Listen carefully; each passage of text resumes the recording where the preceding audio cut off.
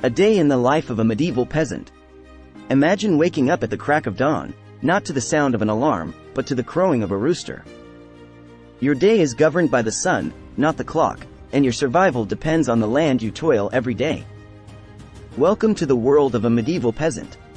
Today, we'll step back in time to the 14th century, a period marked by feudalism, and experience a day in the life of those who lived at the very heart of medieval society, the peasants. Our journey begins in a small village in 14th century England. As the first light of day creeps over the horizon, the peasant household stirs to life.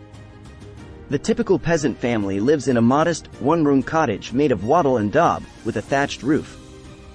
Inside, the air is thick with the smell of the previous night's fire, still smoldering in the hearth. The entire family, parents, children, and perhaps a grandparent, sleeps on straw mattresses, huddled together for warmth. The day starts early. By dawn, the peasant is already up and preparing for the long day ahead. Breakfast is simple, often just a piece of coarse bread and some ale, as clean drinking water is scarce and unsafe. The staple diet of peasants consists largely of bread, pottage, a type of thick stew made from grains and vegetables, and occasionally some meat or fish, if they are fortunate. As the sun rises, it's time to head out to the fields. The peasant's work is dictated by the seasons and the demands of the land. During spring and summer, the primary tasks involve plowing, sowing seeds, and tending to crops. In autumn, the focus shifts to harvesting, and winter is a time for repairing tools and taking care of livestock. Today, we'll follow a peasant during the busy summer months. The workday is long and grueling, starting at dawn and ending at dusk. Peasants labor under the watchful eye of the manor's overseer.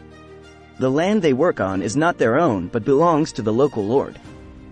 In return for the right to work a small plot for their own needs, they owe the lord labor, often 3 days a week on the lord's demand, or more during harvest time.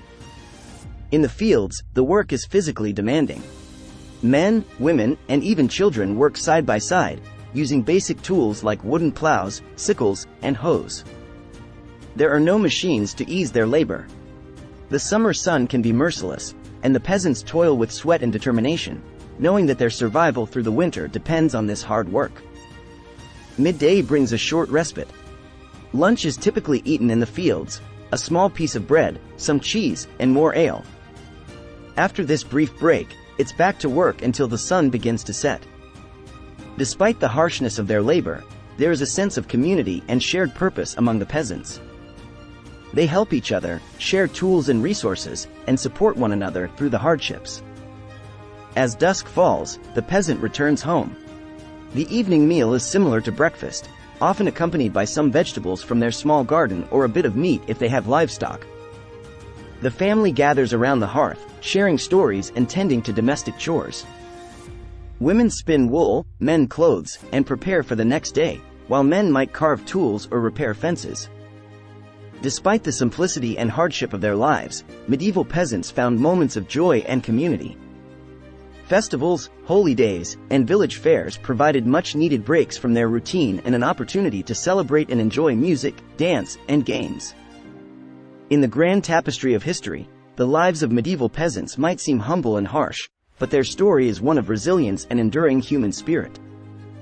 They were the backbone of medieval society, whose labor sustained the entire feudal system. By understanding their daily struggles and triumphs, we gain a deeper appreciation for the foundations upon which our modern world was built. Thank you for joining me on this journey into the past, and remember, the story of the common people is the story of us all.